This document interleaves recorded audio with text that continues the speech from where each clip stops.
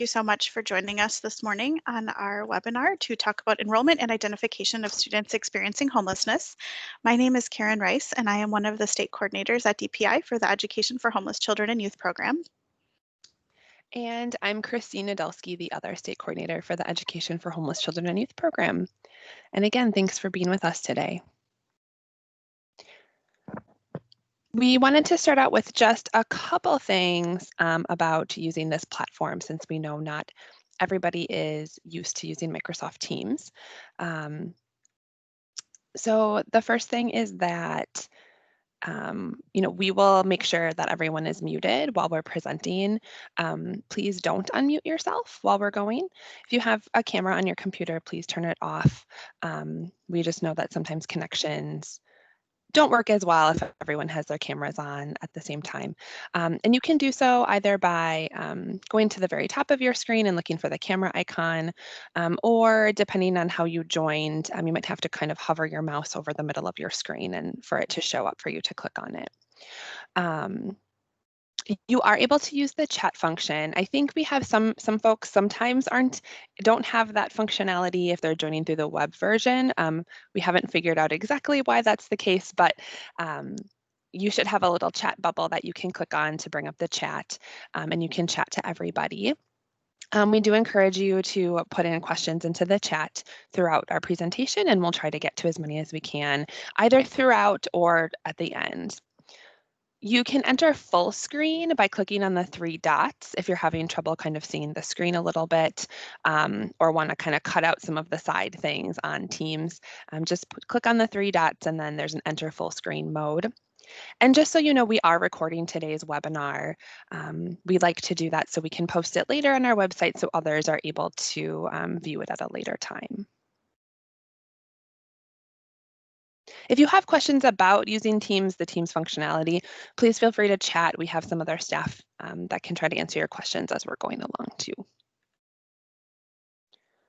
So today's learning outcomes are to understand McKinney-Vento requirements around identification and enrollment of students experiencing homelessness, to learn strategies to enhance your work with students experiencing homelessness, and to learn some best practices from school districts across the state.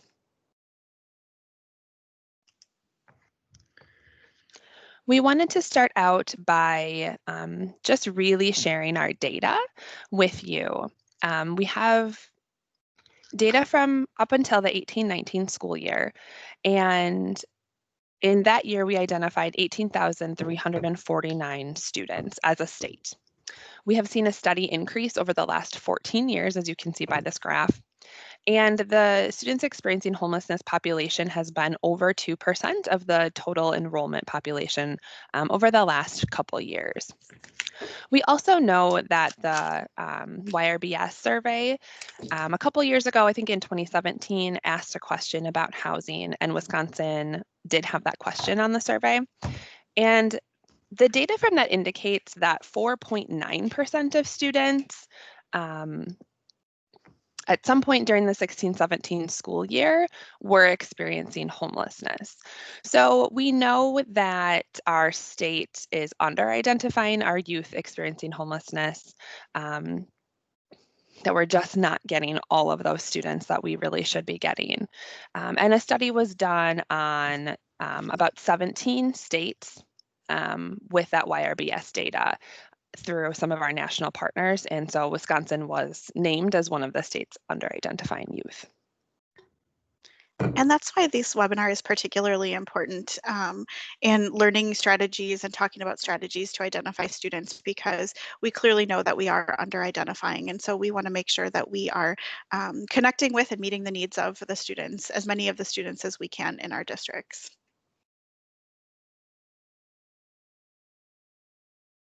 This graph shows our statewide nighttime residence data. And overwhelmingly, a majority of our youth are doubled up. That's the green bar, that's really tall. We also have those in shelter, those unsheltered, and those in hotels or motels indicated on this chart. This really reflects our national data that 75% of students are doubled up when they're identified as McKinney-Vento. So we know that most of our students are in that living situation. And then this graph shows our total unaccompanied homeless youth data for the state.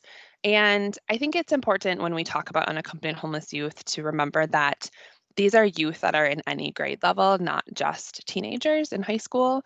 We've been hearing from districts for many years that they're seeing more young children as unaccompanied homeless youth. Um, and we typically see it in younger grades and then older grades. But just be keeping in mind that when you're identifying students, that some of those young ones also could be unaccompanied homeless youth. So we want to just take a minute to go back to kind of the basics of McKinney-Vento and just review the definition of homelessness under the McKinney-Vento Homeless Assistance Act. So under McKinney-Vento, homeless children and youth means children who lack fixed, regular, and adequate nighttime residence. So what exactly does that mean? Fixed, regular, and adequate. We think of fixed as stationary, permanent, not subject to change. Regular is used on a consistent routine basis. It's important to keep in mind kind of the relative permanence of that situation, that living situation that they're in. And then adequate, we really want to think about, is the space safe and sufficient for meeting the physical and psychological needs of the student? So we want to think about, can the student go to the same place every night to sleep in a safe and sufficient space? And we do know that when you think about the adequacy of a living situation, it is a little bit of a subjective determination, and we do understand that people often feel that way, but it really is important to think about when the student is in a situation, is that space safe and sufficient for them to be successful in school, to have their needs met, to have a safe place to sleep, to have food to eat, things like that. So we hope that as we talk through that today, that we'll give you a little bit more guidance around how to really make that determination as well. Okay, so when we think about eligibility under McKinney-Vento, we want to just talk about some of the living situations in which students may be living that would be eligible under the law. So the very first is sharing the housing of others due to loss of housing, economic hardship, or similar reason. And this is referred to as doubled up, which we are going to talk a little bit more about in detail. Students could be living in hotels, motels, trailer parks, or campgrounds due to lack of alternative accommodations. And again, the kind of the keys to this is with sharing the housing of others, there's the specific reason for it. So due to loss of housing, economic hardship, and thinking about living in hotels and motels, again, due to lack of alternative accommodations, living in emergency or transitional shelters, living in spaces that are not actually designed for use as regular sleeping accommodations. So that could include sleeping in cars or parks, abandoned buildings, substandard housing. We've had a lot of questions recently about housing that's been either condemned by the city or the county, and we would consider that substandard housing. And then children from migratory families who qualify as homeless because they're living in one of these circumstances. So being a migrant student does not automatically make you eligible for McKinney-Vento, but then going back to thinking about these different living situations, if a migrant student would be in one of these situations, they would be eligible, same as other students. And again, unaccompanied youth living in these circumstances. And we will talk more specifically about unaccompanied youth as well as we go through today. We do want to just note that awaiting foster care placement was removed from the definition of McKinney-Vento in 2016. So we do just like to point that out and to make sure that everyone has updated information on that. But there are foster care provisions under Title I that serve students that are in foster care. A student is not automatically homeless just because they are in foster care or awaiting placement. But we do have consultants at DPI who work specifically with foster care. If there are any questions, we'd be happy to connect you with those people.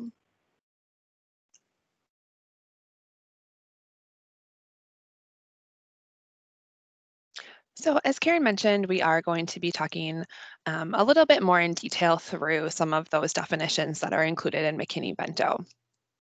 So when we're talking about doubled up, it's sharing housing with others due to loss of housing or economic hardship or similar reason. And when you're looking at identifying a student, doubled up can meet one of these definitions for a family to be identified. It doesn't have to be that they had a loss of housing and they have economic hardship. It's just one of them. And on this slide, there's kind of a little graphic, and it's really important to know that there is a difference between sharing the housing of others in a doubled up situation for these reasons and the situation where families are choosing to live together. It was a mutual decision made by the families, and they're living together for some kind of mutual benefit. And that could be a situation where a family with young children moves in with older family members, the young children's grandparents, for example, and then the children's parents are also taking care of those family members, or they move in and the older family members are taking care of the young children, something like that. But it's a mutual decision that's made with everybody involved, and so there is a difference. And we really need to look at kind of those pieces of, was there a loss of housing? Was there economic hardship or similar reason then?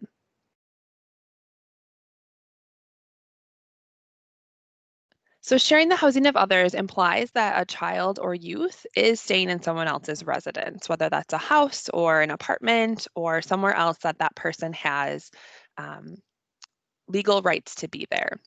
And so some clarifying questions that you can ask when you're looking to identify a family or a student is, does the youth have any legal right to be in that home? And a lot of times what that means is if the person they're staying with has a lease, leases indicate which family members are on the lease are allowed to be in that household. And many times, a majority of the time when we're looking at doubled up, it's that the family, is not on the lease. They don't have a legal right to be there. They could, be asked to leave at any time. And that goes to the second question of, can the family or youth be asked to leave with no legal recourse?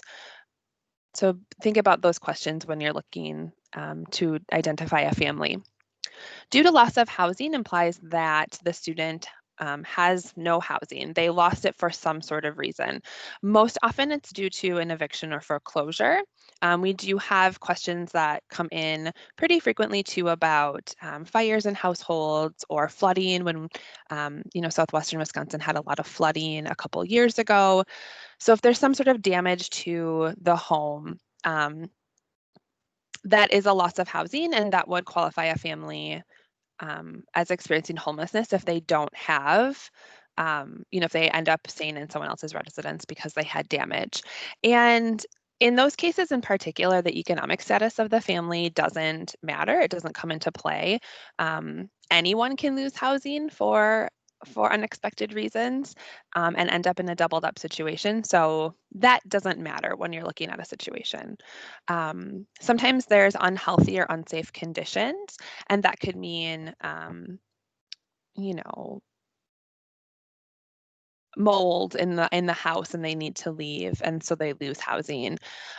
Possibly unsafe conditions like domestic violence, and a family has to flee unexpectedly. And then when we're looking at unaccompanied homeless youth, it could be the absence of a parent or guardian due to abandonment, incarceration, or a similar reason.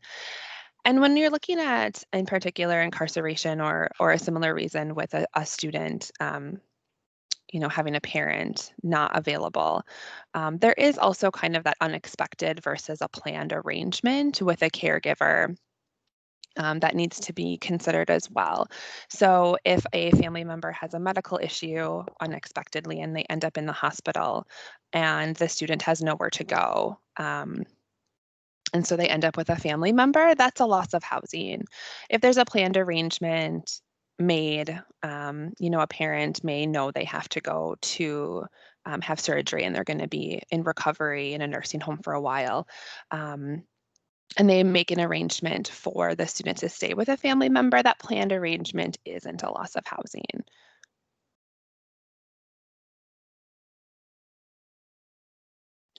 Looking at due to economic hardship, again, this implies that families just may not have the financial resources to continue to pay for the housing that they do have.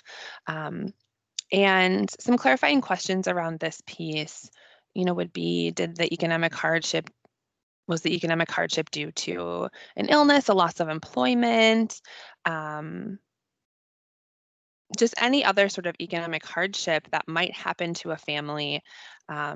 In particular, thinking about it during these COVID-19 times when a lot more families are experiencing economic hardship due to job losses, or just businesses not doing as well as they have previously.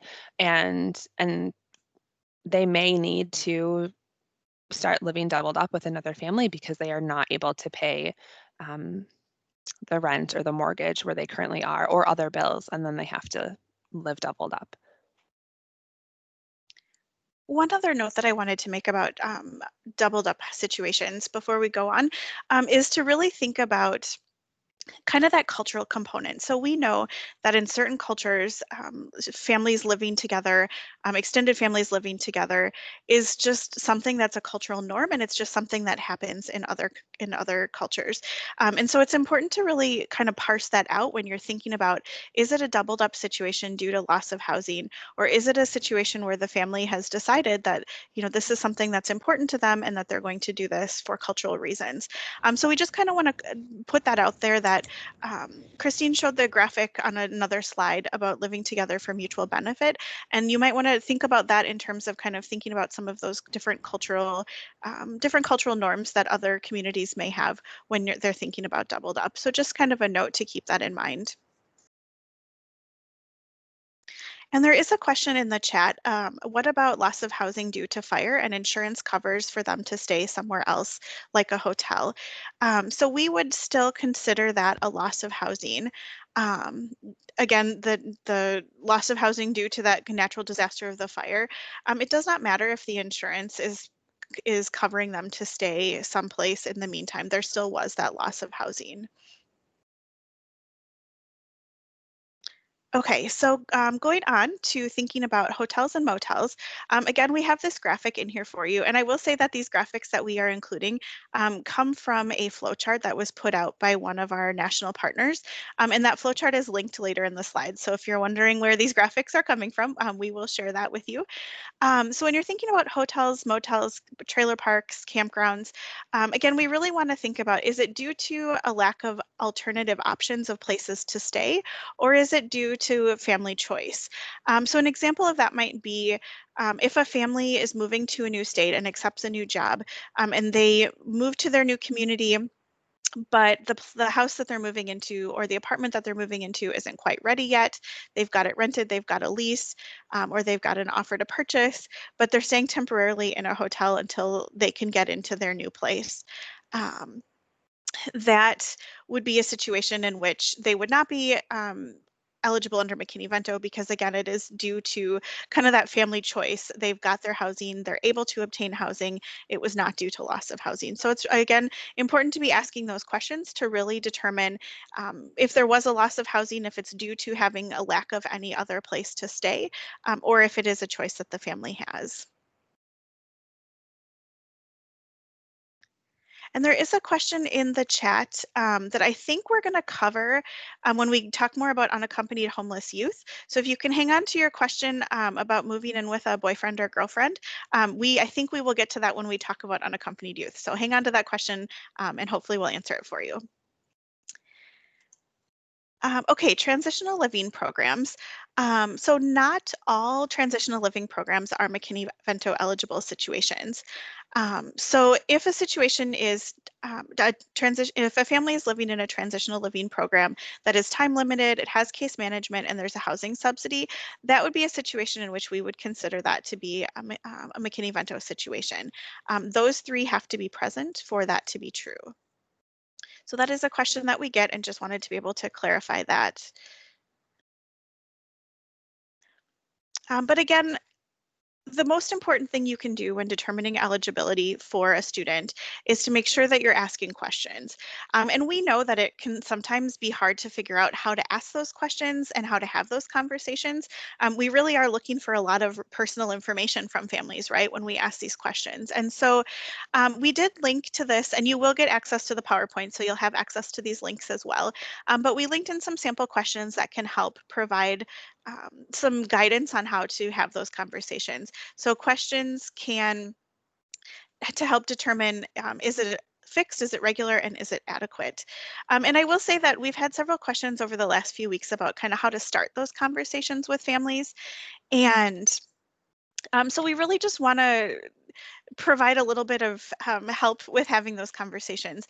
And so I think it's important when you're thinking about asking questions to families that you are talking about, we're not asking you this because we want to know all of your personal information. And I think it's okay to cushion these questions to say, I'm trying to figure out if I can help you to help provide some additional support for your student at school, possibly.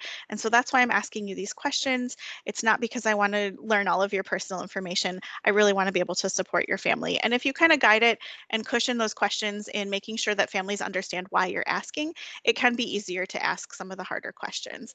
But it really is important to ask as many questions as you need in order to make a determination.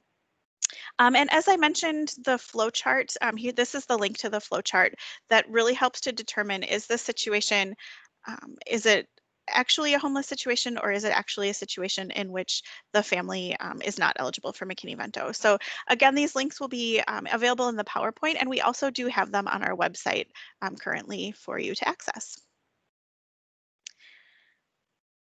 Okay, so we want to continue on to talk about identification strategies. And strategies are really important right now because we know that there's so many different learning environments happening across our state. We know some people are in person, some people are doing a hybrid of in-person and distance learning, and some districts are doing fully virtual or fully distance learning options. So these strategies we hope will help as you're thinking about how to best reach out to the families in your community given your learning environments. So first of all, we would recommend avoiding the use of the word homeless when you're talking with either other school staff or with families or youth. We know that there is a stigma around using the word homeless and that many families would not consider themselves homeless or don't want to be labeled as that. And so instead we think about using terms like families in transition or students in transition, or also really thinking about that person first language. It's students experiencing homelessness, so it puts the student first.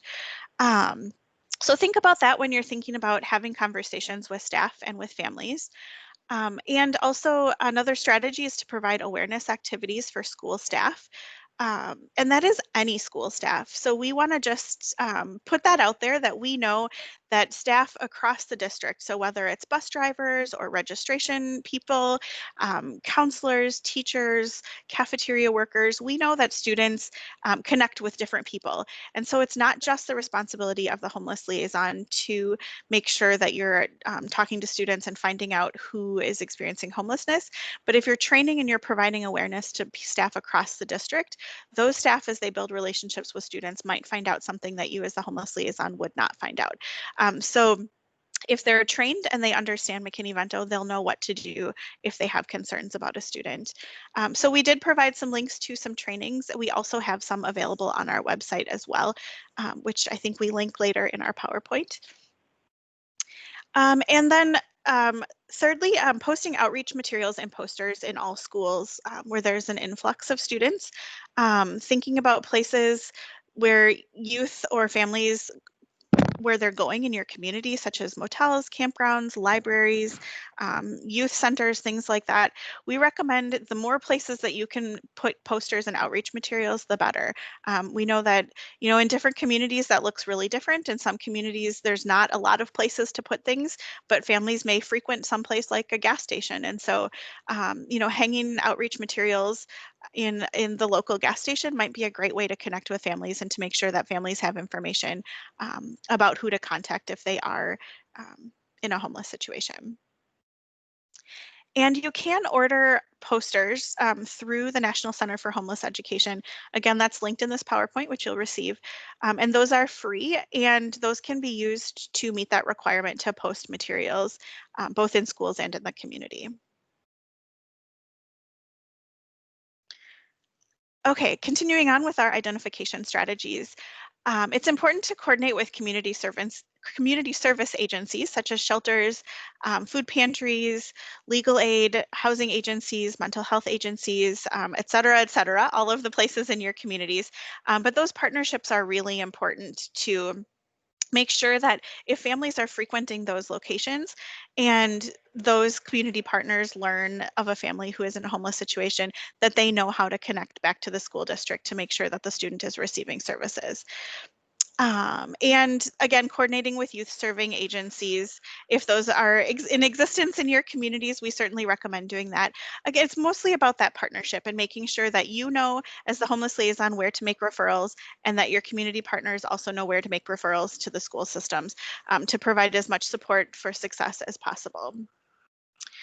And then we also um, would recommend making special efforts to identify preschool children. And one of the best ways to do this is by asking on your residency questionnaire or asking at the time of enrollment if there are young children living in the home. And then to be able to help get those potential children and school age kids or non-school age kids connected to resources. And using enrollment forms to inquire about living situations is one of the best ways to do this. It gives families a chance to self-identify, and then it is the responsibility of the homeless liaison to follow up with those families to make that determination of eligibility. But it's important to make sure that your district and your schools have processes in place to identify students. So if you've not previously used something like a residency questionnaire in your enrollment paperwork, we do recommend thinking about doing that. And we do have some samples on our website that are available.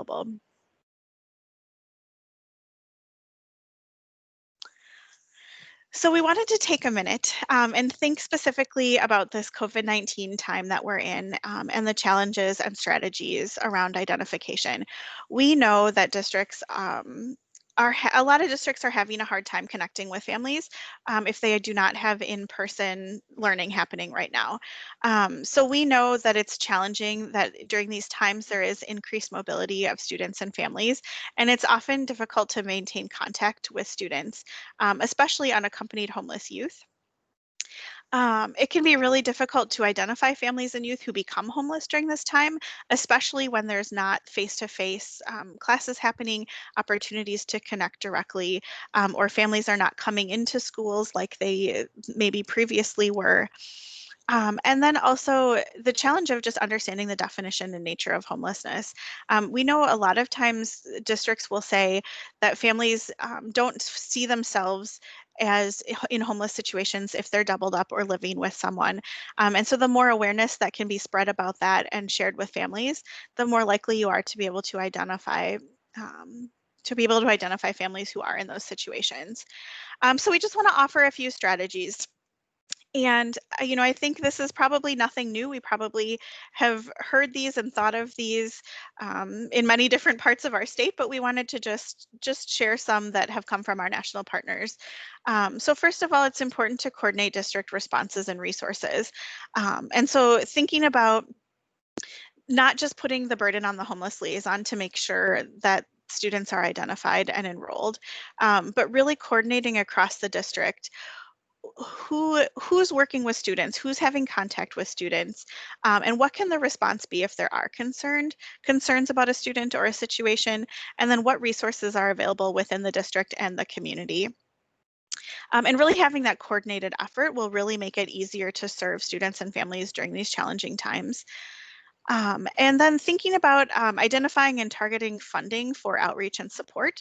So thinking about who it is that's really reaching out to students and families, what school personnel is available to be providing that support to students experiencing homelessness. Maybe it's thinking about how to provide prepaid cell phones to students and families to be able to maintain that communication. And whether there are community partners that could help with that, or other opportunities in the community to find ways to maintain contact with students and families. Um, Again, thinking about coordinated outreach. So whether that's to campgrounds, motels, laundromats, food pantries, etc. How can you really have a coordinated and supported effort to reach the places that families are frequenting? And to make sure that you're connecting in the places where families are, to be sharing information about McKinney-Vento and what students' rights are under the law.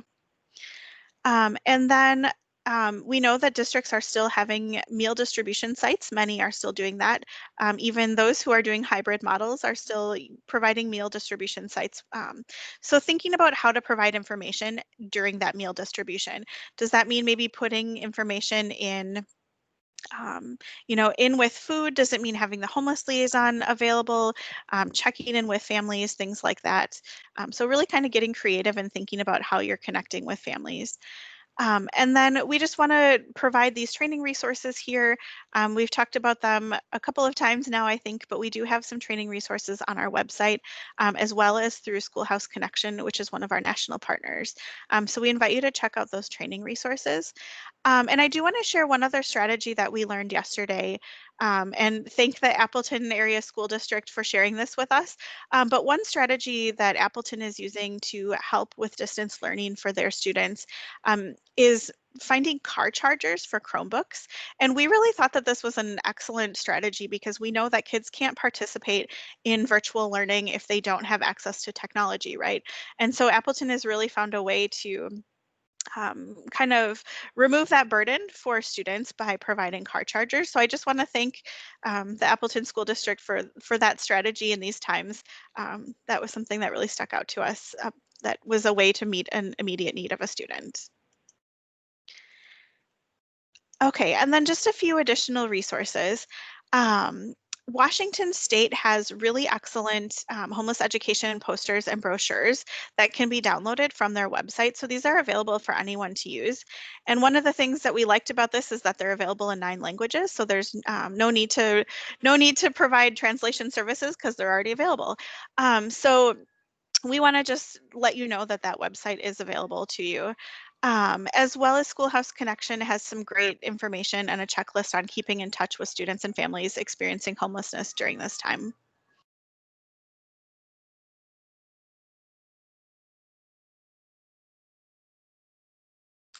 We do need to give some information to you going forward now as we talk about enrollment on school of origin versus school of residence.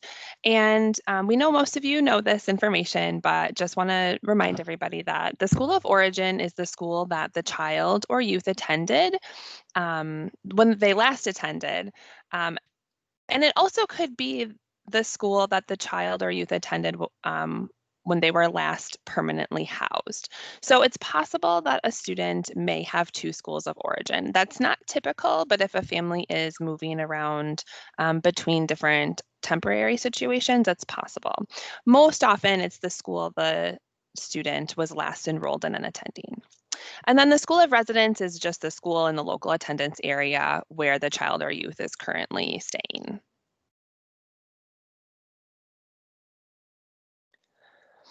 That's important to note that when remaining in the school of origin is not in the student's best interest, or if it's not what the parent or the youth is requesting, that students are entitled to immediate enrollment in the school of residence. And it is presumed, in the law, it is presumed that staying in the school of origin is in the student's best interest, but that may not, it may not be possible if a family moves to a community that is a great distance away, or if it's just not what the parent is wishing. So students need to be immediately enrolled, even if they do not have the typical required documents that you would ask of a student upon enrollment. That would be health records, immunization records, any school records, proof of residency or guardianship. None of those are required to enroll. What a district needs to do is immediately enroll the student and then work with the family to obtain those records. So it is one of the duties of the homeless liaison to work to, get needed health records, get any sort of documentation that the district would need. Students are also entitled to immediate enrollment even if they have missed application or enrollment deadlines during a period of homelessness. And what this means is if there is space available in a specific program that the district has or a specific class, and districts are not expected to change a class capacity to fit a student experiencing homelessness. So if there's a cap on enrollment in a specific program and the district is already at that cap, we wouldn't expect you to put a student that is experiencing homelessness into the program. That may change staffing or other requirements that the district has. What would be required was to add them to a waiting list so they have the same opportunity as others to participate as space opens up.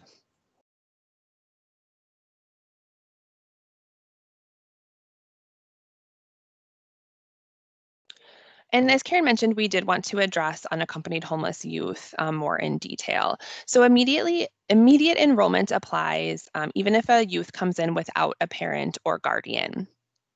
We do have some resources on our website, and the link is there around unaccompanied homeless youth. The youth can self-enroll. They don't have to have an adult with them. In particular, if they are an older student, the homeless liaison in your district can help them enroll in school. If it's a younger student that maybe is staying with someone else for a while, they can enroll that student.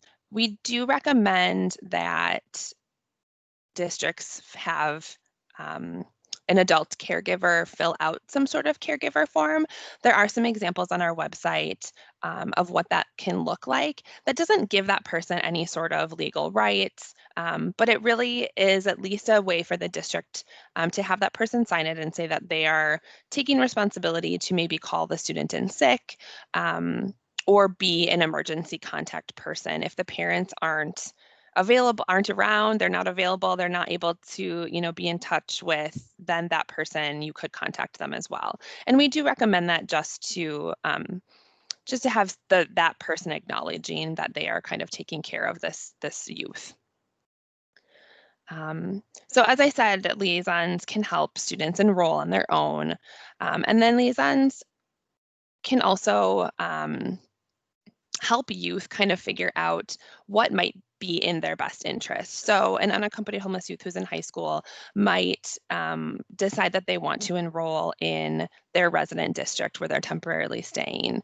And it might be helping that student understand graduation requirements between the two schools of, the student may believe that they want to attend where they're residing, but when it's laid out kind of what's required for graduation between the two districts, it might actually be in their best interest to attend their school of origin, and they may change their mind. So that's just an example of how kind of working with a youth to help them enroll in and choose a school might look.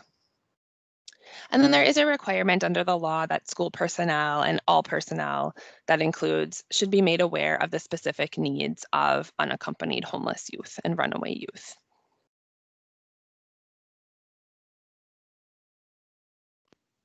There are also requirements under McKinney-Vento for enrollment in preschool programs. So homeless liaisons and districts must ensure access to Head Start or other early intervention preschool programs that are administered by the district. So this wouldn't be a private preschool program. If it's a program where the student is enrolled in the district and has a student number, then that would be a time that a preschool student would have rights under McKinney-Vento. That includes young children who may be enrolled in IDA Part C programming through your district, and it might just be services that they're getting a few times a week. They would still have rights under McKinney-Vento. And one of the things that changed a little bit with the reauthorization of McKinney-Vento was that preschools are now included also in that school of origin definition. And again, that's just for district administered preschool programs, which could include community locations if the district has a community 4K program too, but just those district administered programs. Some strategies for enrollment into preschool are to facilitate enrollment by including homelessness and needs assessment and priorities, put eligible families on the top of waiting lists for different programs, And provide enrollment forms on site at shelters and motels. You know, sometimes if a family is coming into a shelter, they may not know, they may be coming to a new community, they may not know any sort of preschool programming that's available. And so having those readily available for families at shelters is really helpful and really able to get those students into a program that's needed.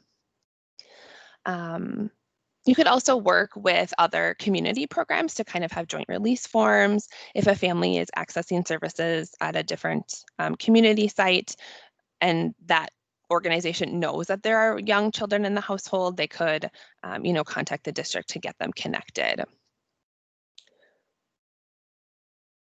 And then definitely work with families and providers to meet that school of origin and comparable transportation requirements appropriately for young children.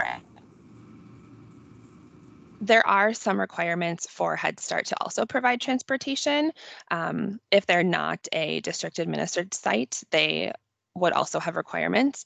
But a lot of it is really looking at what's available in your community. How can we get students that are young, the appropriate transportation? We know that a car seat might be an issue, or having a parent ride with the student might be an issue. And so just looking into what's available from different community providers as well. And then cross-train preschool, school, and service providers. It's really important to think about those programs that may or may not be district administered. In particular, if they are district administered, the homeless liaison has that requirement to make sure that staff are trained in McKinney-Vento. But it might be helpful to also coordinate with other early childhood programs or service providers for young children in your community as well, to make sure everyone understands and knows and can be looking for signs to identify a young child that may be experiencing homelessness.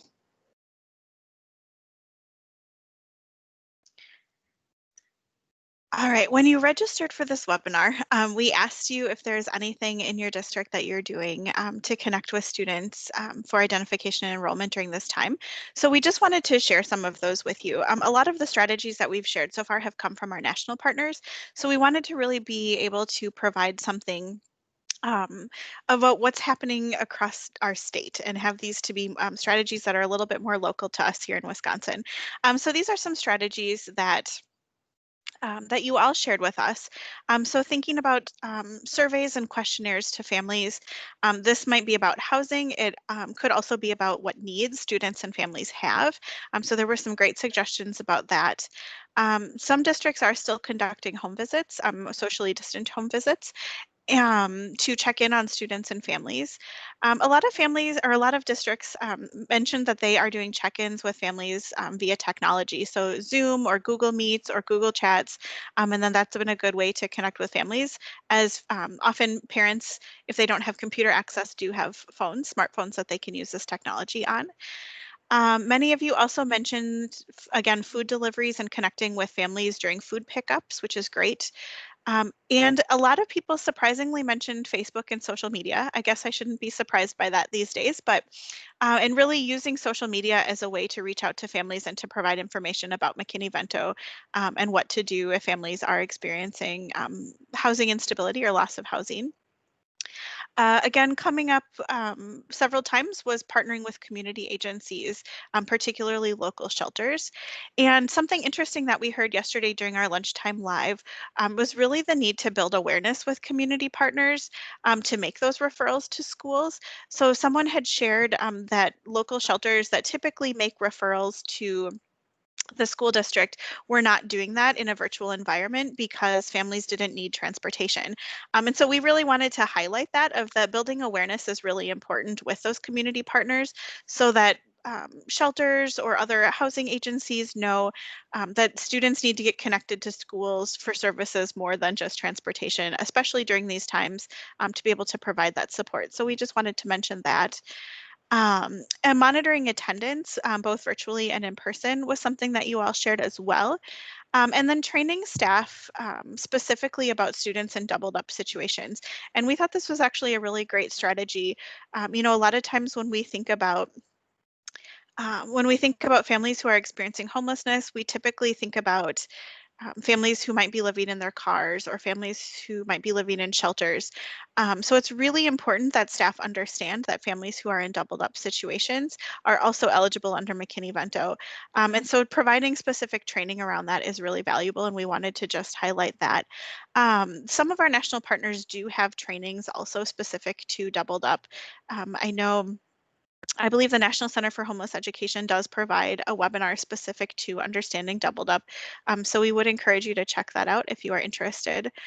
And another strategy is counselors are connecting with students virtually and then connecting with local places that families frequent. So again, thinking about that outreach, where are families in your communities going and how can you build those bridges? How can you connect with people in different agencies and different businesses and around the community to make sure that families know who to contact at school if they do need that support and if there is a loss of housing. We did also want to say that several districts indicated that they're looking for help to connect with families who chose virtual learning and now don't have internet access or a way to connect.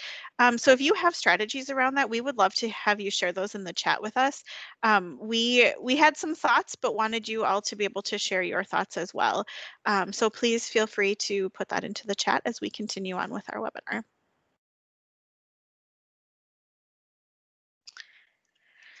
Okay, so we've talked a lot about resources, and we kind of have tried to put those together in these next couple of slides and wanted to just highlight these specifically for you. So we have encouraged the use of enrollment forms, whether that's a residency questionnaire or something that's used in the enrollment process for families to self-identify. So on our website are these links from different districts that have shared their residency questionnaires and their enrollment information. And we would really encourage you to check these out. So districts that have allowed us to share these on their website have also allowed you to use them. So please feel free to take these, modify them for your school districts, and use them. You don't need to recreate the wheel. So know that these are available and can be used by whoever can use them.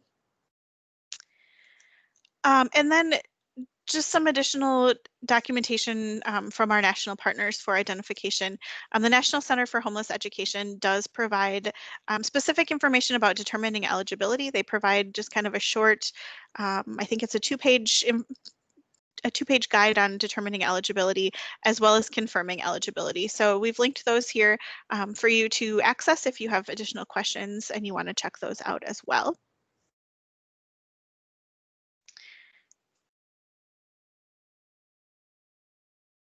And then we wanted to share some new resources with you that just have more recently come out. We know that there has been some eviction moratoriums that have come and gone throughout the pandemic, and some have been state and some have been federal. There is a new federal eviction moratorium that goes until the end of this current calendar year. So we did link some information around that. There's a fact sheet. And it's really helpful that you could share with families. It doesn't cover everybody, but at least it's helpful and it would be good to know about for some. We also have that posted on our website. So if you go to the website, you'll be able to find it as well under some of our COVID-19 resources. And then Schoolhouse Connection, one of our national partners, has had amazing resources that they've provided throughout the pandemic.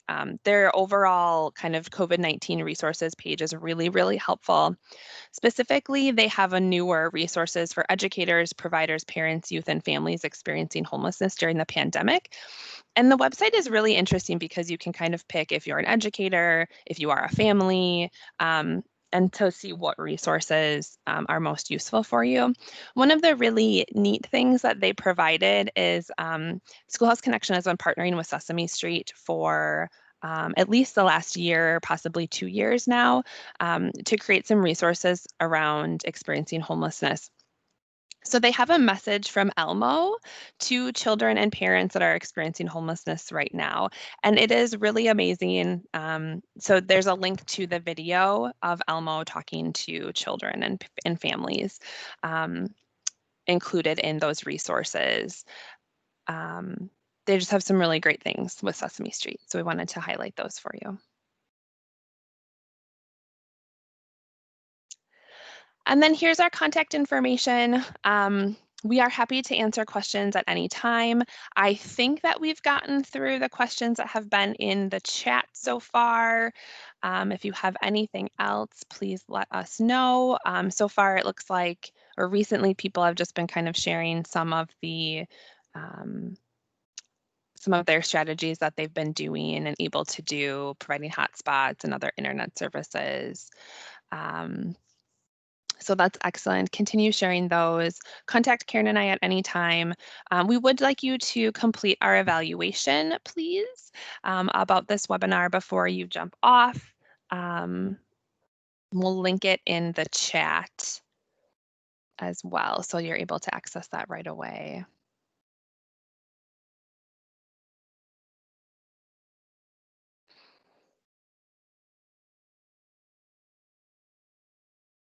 We are at 9:20 and we have scheduled until 9:30. So we'll stick around for another 10 minutes. If folks have questions, please put them in the chat.